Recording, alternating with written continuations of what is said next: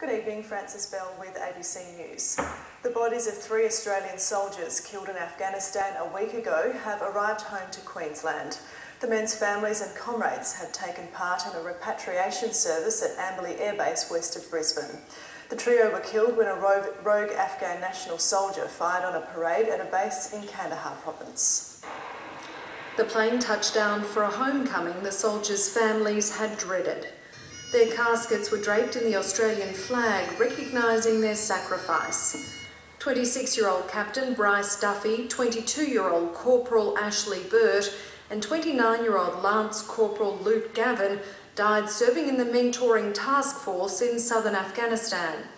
This is a terrible situation that those families find themselves in, and what we've tried to do today on behalf of the ADF is to receive those soldiers home with as much dignity and compassion as we can. Hundreds attended a memorial service where they were honoured for their sacrifice. The families requested privacy in their grief. Lance Corporal Luke Gavin was a father of 3. He and Corporal Burt were on their first deployment. 22-year-old Corporal Burt was escorted out of the war-torn country by his brother, who's also serving in Afghanistan.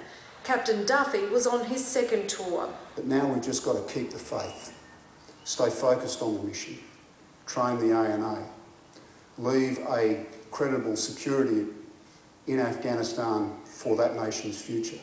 The men were murdered by an Afghan soldier who was shot and killed. They left the Middle East after a ceremony at an Australian base in the United Arab Emirates. While we all struggle with the manner of the passing of these brave men, please spare a thought for their families, for they are the ones who sacrificed the most. Afghan soldiers being trained by the Australians have since been disarmed. Donna Field, ABC News, Amberley Air Base.